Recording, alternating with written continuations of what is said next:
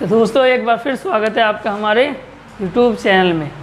ठीक है, जैसा कि कल हमने इसके पिछले पार्ट में फिजिक्स के चैप्टर नंबर 1 इम्पोर्टेंट न्यूमेरिकल्स कराए थे।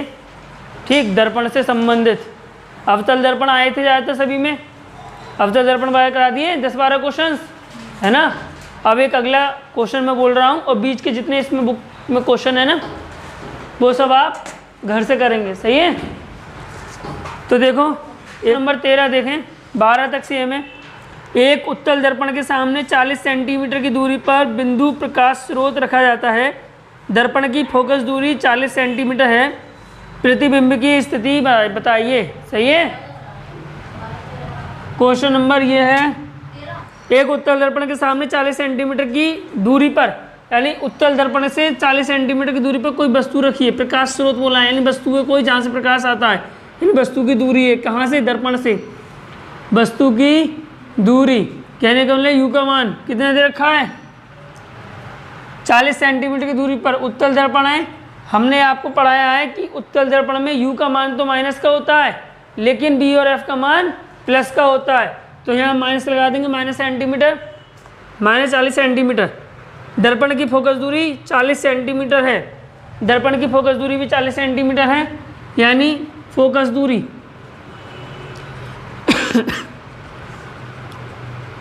स्मॉल एफ का मान कितना देर का? 40 सेंटीमीटर। इसको पॉजिटिव ही रखेंगे क्योंकि उत्तल दर्पण है। ठीक है, उत्तल दर्पण में यानी उत्तल दर्पण हो या फिर लेंस हो, यू का मान नेगेटिव रहता है, बी और एफ का मान पॉजिटिव रहता है। ठीक है, प्रतिबिंब की स्थिति बताइए, यानी वी का वैल्यू आपको निकालनी है। फॉर्मूला लगा देंगे 1/f बराबर 1/u प्लस 1/v। 1/f का मान कितना है? 40 बराबर 1/u का मान कितना? -40 प्लस 1/v। 1/-40 इधर जाएगा, किसका हो जाएगा बेटा? प्लस का, बराबर 1/v। ये 40 एलसीएम हो गया 40 से 40 से एक बार काटेंगे, 1 की गुणा 1 से करेंगे, 1 हो गए, यहाँ पे भी 1 हो गए, बराबर 1/v। 1 और 1 2/40 बराबर 1/v। 2 से काटेंगे 40, 2 1 2 2 4, यानी v 1/20 बराबर 1/v। अगर इसका व्युत्क्रम करते हैं, रेसिप्रोकल करें, तो v की वैल्यू क्या आ जाएगी? 20 सेंटीमीटर। सही है, देखो पॉजिटिव आए हैं b का मान, देखें जरा इधर, b का मान प्लस का आया, इसलिए ये कौन सा दर्पण होगा? उत्तल दर्पण। सही है, अगर पूछेगा तो। अतः दर्पण से प्रतिबिंब की दूरी यानी v बराबर 20 सेंटीमीटर। ठीक, आंसर उतार लें जल्दी। सही है, अपवर्तनांक से संबंधित है। ठीक है, और ये इंपॉर्टेंट क्वेश्चन है। क्वेश्चन नंबर इस बुक में है 14। वायु के सापेक्ष कांच का अपवर्तनांक 1.50 है तथा कांच के सापेक्ष हीरे का अपवर्तनांक 1.61 है। वायु के सापेक्ष हीरे का अपवर्तनांक ज्ञात कीजिए। बहुत ध्यान से इधर देखेंगे और समझेंगे। सही है, सबसे पहले हम लिखेंगे इसमें दिया क्या है हमें। ओके, तो लिखते हैं हम गिवन। क्वेश्चन नंबर ये 14 है।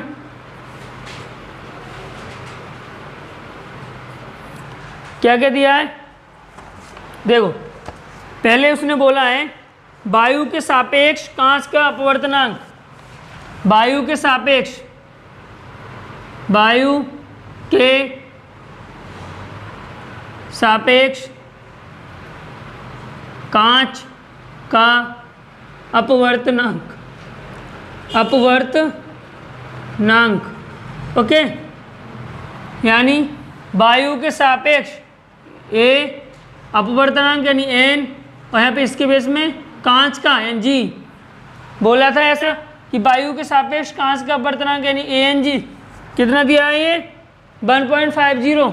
सही है, आगे कांच के सापेक्ष हीरे का,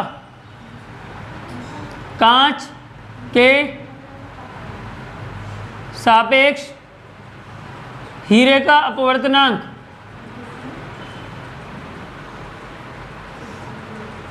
कांच के सापेक्ष यानी जी के सापेक्ष किसका? हीरे का, एन डी का कितना दे रखा है? 1.61। समझ में आया भाई? जिसके सापेक्ष होता है उसे पहले लिखते हैं और जिस माध्यम का होता है उसे इधर लिखते हैं। तो ये हो गया कांच के सापेक्ष हीरे का, डी फॉर डायमंड, और वायु के सापेक्ष कांच का, air of the glass. Okay, आगे वायु के सापेक्ष हीरे का अपवर्तनांक ज्ञात कीजिए, ये हमसे पूछा है। क्या वायु के सापेक्ष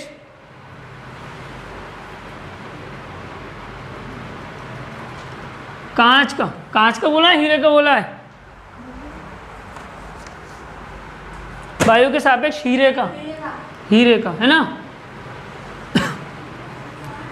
हीरे का अपवर्तनांक बताइए। देखिए क्या निकालना है हमें, वायु के सापेक्ष यानी ए के सापेक्ष हीरे का अपवर्तनांक एल डी, ये हमको निकालना है। आई बात समझ में? वायु के सापेक्ष किसका? हीरे का। तो देखो कैसे करेंगे। पहले हमें दिया क्या है, पहले दिया है वायु के सापेक्ष कांच का अपवर्तनांक।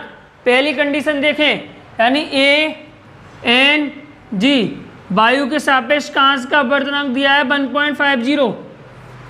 इसका फॉर्मूला क्या होता है भाई, जो पहले है उसमें प्रकाश की चाल, यानी पहला जो माध्यम है ना उस माध्यम में प्रकाश की चाल, और जो सेकंड माध्यम है उस माध्यम में प्रकाश की चाल की जब भाग करते हैं वही अपवर्तनांक होता है। यानी वायु में प्रकाश की चाल, और वायु में प्रकाश की चाल को हम सी से दिखाते हैं, लिखवाया है नोट पॉइंट में, सही है। वायु में प्रकाश की चाल सी और कांच में प्रकाश की चाल V G, and V for velocity, चाल किसकी? कांच की, जी कर दिया 1.50। समझ में आए हैं तक? देखो वायु में प्रकाश की चाल कितनी होती है, बोले जल्दी। वायु में प्रकाश की चाल कितनी होती है? कर रहे हो हैं, टाइम बिताने आ रहे हैं यहाँ। वायु में प्रकाश की चाल 3 × 10⁸। कांच में प्रकाश की चाल मुझे नहीं पता, बराबर 1.50।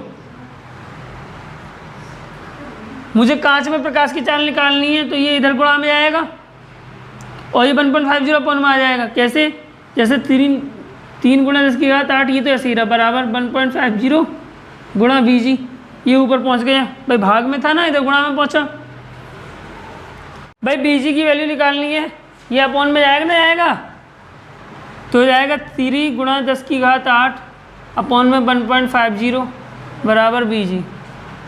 ठीक, अब के वैसे तो पॉइंट के बाद जीरो है, इसकी कोई वैल्यू नहीं होती, लेकिन फिर भी बालक कंफ्यूज हो जाएंगे कि ये जीरो गया कहाँ, तो ऐसे काट लिए, कौन सी परेशानी आ रही भाई। कितने के बाद पॉइंट है? 2 के बाद, तो 2 जीरो ऊपर लग जाएंगे हैं, अपॉन में 150 रहेगा, गुणा में 10⁸ ऐसी रहेगी बराबर बी जी। 1 0 से 1 0 कट गए, 15 दूनी 30, यानी 2 × 10⁸ क्या आ गया? बी जी, प्रकाश, यानी कांच में प्रकाश की चाल आ गई है। सही है, कांच में प्रकाश की चाल आ गई। इतना उतारें, फिर जल्दी से आगे पढ़ाएंगे, सवाल थोड़ा लेंथी है, जल्दी जल्दी उतारें। ठीक, सही है। आगे देखें, जो अगला दिया है वो दिया है कांच के सापेक्ष हीरे का अपवर्तनांक, यानी कांच के सापेक्ष हीरे का अपवर्तनांक। हाँ, इसी में ही है बेटा। अभी हमें यहाँ तक पहुँचना है ना, तो इसके लिए हमें चाहिए क्या? इसके लिए चाहिए हमें हीरे में प्रकाश की चाल। तो हीरे में प्रकाश की चाल को निकालना है पहले, तभी तो इसका अपवर्तनांक निकाल पाएंगे, है ना। तो पहले हमें हीरे में प्रकाश की चाल चाहिए, तो हमने ये लगाया। न रहेगी चौपा भी, कांच में प्रकाश की चाल बी जी बटे हीरे में प्रकाश की चाल बी डी। सही है, बी डी की वैल्यू निकालनी है, इधर पहुंच जाएगा। बी डी बराबर हो जाएगा बी जी अपॉन में जी एन, जी छोटा बनाना, इसे छोटा बनाना है, इसे एन को बड़ा बनाना है। देखो बेटा बी जी की अभी मैंने वैल्यू निकाली है, आपको कितनी आई?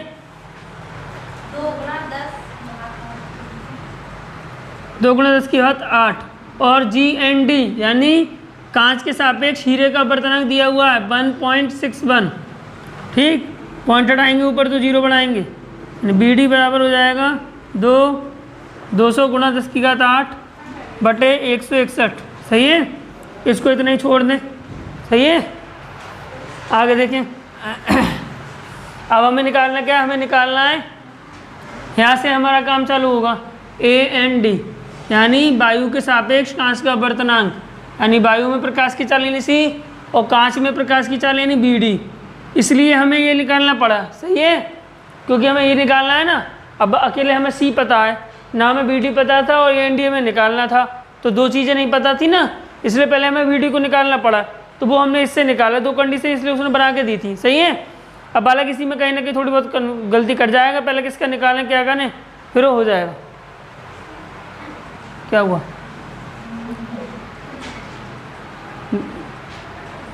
नहीं बन रही BD सही, BD की वैल्यू कितनी दी रखी चढ़ा दो 200 थोड़ा सा क्या 161, सही है।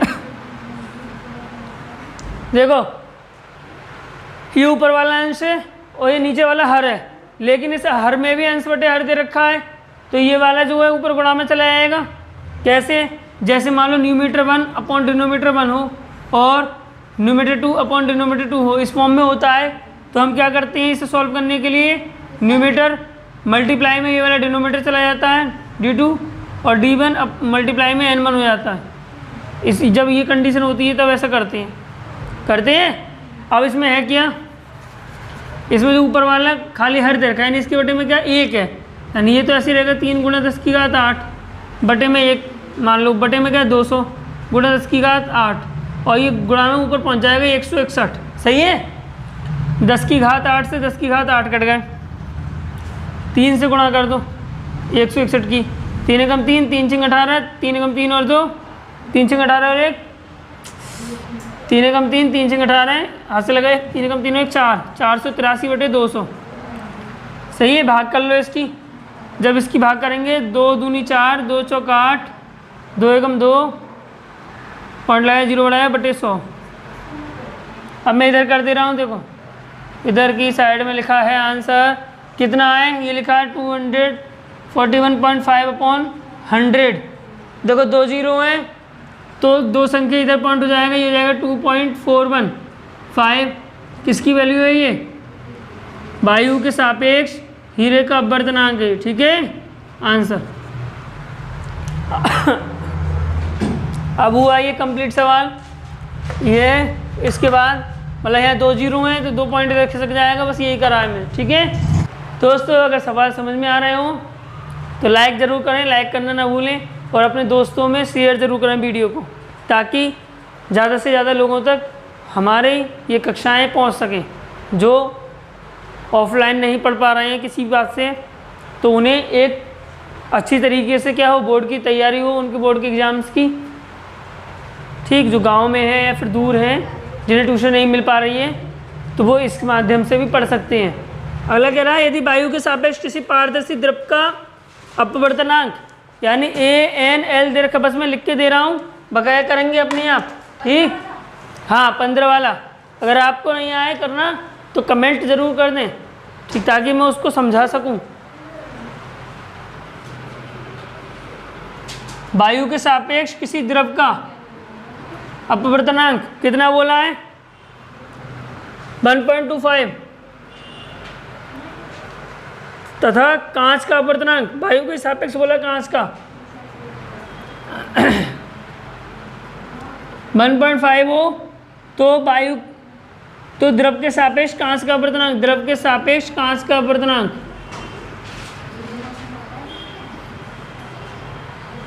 देखो इधर एनएल दे रखा है, यानी वायु के सापेक्ष किसी द्रव का अपवर्तनांक होता है क्या, तो वायु में प्रकाश की चाल C और द्रव में प्रकाश की चाल BL।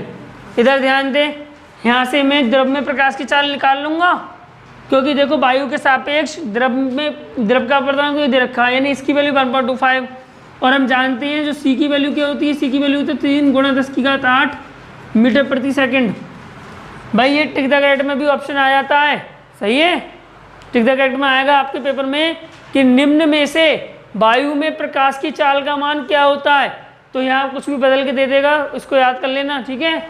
माइनस का नहीं होता, प्लस का होता है, और ये मात्रक याद कर लेना 3 × 10 की घात 8, फिर हम कंफ्यूज हो जाते हैं। ये वैल्यू दे रखी है, यहाँ पे 1.25 लगाओगे, C की वैल्यू लगाओगे, BL की वैल्यू निकाल लोगे यहाँ से, सही है, जैसे पिछले सवाल में निकाली थी मैंने BG की, ऐसे BL की निकाल लोगे, फिर ये वाला फॉर्मूला लगाओगे ANG, यानी वायु के सापेक्ष कांच का अपवर्तनांक। इसमें क्या होता है, वायु में प्रकाश की चाल बटे कांच में प्रकाश की चाल। यहाँ से ये वैल्यू दी हुई है 1.5, सी की वैल्यू लगाएंगे, BG की वैल्यू निकाल लेंगे। ठीक है, अब आपके पास इस कंडीशन से तो BL आ गया, यानी द्रव में प्रकाश की चाल, और यहाँ से आगे कांच में प्रकाश की चाल। फिर हमें निकालना क्या, हमें निकालना है द्रव के सापेक्ष कांच का अपवर्तनांक, यानी द्रव में प्रकाश की चाल BL बट कांच में प्रकाश की चाल BG। ठीक, दोनों वैल्यू आ जाएंगी, यहाँ लगा देंगे, भाग कर देंगे, गुणा कर देंगे, भाग कर देंगे, सॉल्व कर देंगे, आंसर आ जाएगा। ठीक, सही है। सुने, वो भी इम्पोर्टेंट है। निर्वात में प्रकाश की चाल का मान दे रखा है 3 × 10⁸ मीटर पर 3 × 10⁸ मीटर पर सेकंड। यदि कांच का अपवर्तनांक दे रखा है 3/2 हो तो कांच में प्रकाश की चाल बताइए, यानी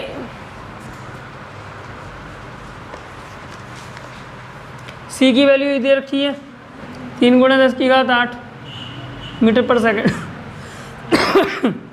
कांच का अपवर्तनांक यानी वायु के सापेक्ष कांच का अपवर्तनांक दे रखा है कितना, 3/2। देखें तो ये कह रहा है कि कांच में प्रकाश की चाल निकालिए, कांच में प्रकाश की चाल निकालना है। देखो वायु के सापेक्ष कांच का अपवर्तनांक का फॉर्मूला क्या होता है, वायु में प्रकाश की चाल C बटे कांच में प्रकाश की चाल BG। ANG की वैल्यू दे रखी है 3/2। ये कई बार एग्जाम में आया है, कई बार लगातार, सही है।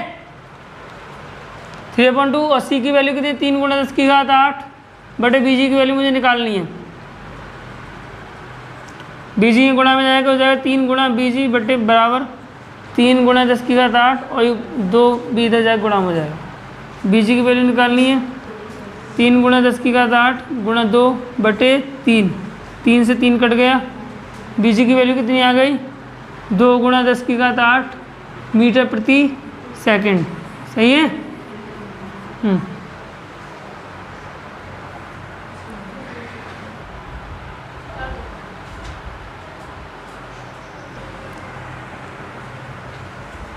अगला क्वेश्चन देखें। अब मैं लेंस से संबंधित क्वेश्चन करा रहा हूँ, ठीक है, एक एक करके प्रत्येक टॉपिक पर कराएं। सही। अगला देखें, अब बीच में वैसे तो छोड़े नहीं है मैंने, सही है, और होंगे एक जैसे, वो अपने आप करना। अगला देखें, एक करा 15 सेंटीमीटर फोकस दूरी वाले उत्तल लेंस से 30 सेंटीमीटर की दूरी पर स्थित वस्तु के प्रतिबिंब की स्थिति एवं दूरी ज्ञात कीजिए। जैसे हमने दर्पण वाले क्वेश्चन करे थे वैसे ही सेम हम लेंस वाले क्वेश्चन करेंगे। ठीक, 15 सेंटीमीटर फोकस दूरी वाले उत्तल लेंस, यानी 15 सेंटीमीटर के अंदर की है फोकस दूरी। क्वेश्चन नंबर 17 है ये, यानी उत्तल लेंस की फोकस दूरी, ठीक है, गलती हो गई, एफ का मान। उत्तल लेंस से 30 सेंटीमीटर की दूरी पर स्थित वस्तु, यानी वस्तु की दूरी दे रखी है। वस्तु की अगर हमसे कभी लिखने में गलती हो जाए करे तो बता दिए करो, तो ये प्लस का आएगा, फोकस दूरी प्लस की होती है उत्तल लेंस में। सही है, किसी को सुधना है, कक लिख रहे हैं, कहना है, बस बतलान में लगी पड़ी है। उत्तल लेंस से 30 सेंटीमीटर की दूरी पर स्थित वस्तु, प्रतिबिंब की दूरी निकाली, यानी बी का मान निकालना है। देखो लेंस के लिए क्या फॉर्मूला होता है यूबीएफ में, बताएं वंश, लेंस के लिए क्या फॉर्मूला होता है? हाँ, यूबीएफ में क्या संबंध होता है लेंस के लिए, बताएं, आप बताएं सचिन, जल्दी बोले ना पता। तो फॉर्मूला है 1/f बराबर 1/b माइनस 1/u। 1/f की वैल्यू लिखाएं 1/15, यानी f का मान 15, 1/b की वैल्यू हमें निकालनी है माइनस 1/u की मान -30, 1/15 बराबर 1/v, माइनस माइनस प्लस का 1/30। जब इधर जाएगा किसका हो जाएगा, माइनस का, माइनस का 1/30 बराबर 1/v। दोनों का एलसीएम हो गया 30, 15 दूनी 30, 2 माइनस 1 बराबर 1/v। सही है, 2 में से 1 घटाएंगे, 1/30 बराबर 1/b। उल्टा करेंगे v का मान कितना आ गया 30 सेंटीमीटर। देखो उत्तल लेंस से इसलिए किसका आया ये प्लस का, ठीक है। अतः प्रतिबिंब की दूरी, प्रतिबिंब की दूरी बराबर 30 सेंटीमीटर, ठीक है। उतार ले।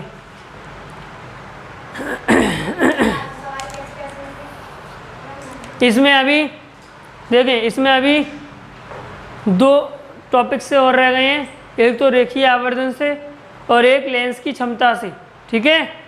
तो उसके जो न्यूमेरिकल हैं वो हम अगले पार्ट में कराएंगे। पहले इतने और इससे संबंधित जो आपके न्यूमेरिकल आपकी बुक में दे रखे हैं वो ज़रूर करें, ठीक, जिससे आपकी प्रैक्टिस हो सके, क्योंकि हर क्वेश्चन कराना और वीडियो बनाना उसकी संभव नहीं हो पाएगी। तुम लोग करके आओ, जहाँ समझ में नहीं आए वहाँ पूछो और आप लोग भी करें, ठीक। अगर वीडियो अच्छी लगी हो तो लाइक करें, चैनल सब्सक्राइब करें एंड अपने फ्रेंड्स में शेयर करें। Thank you.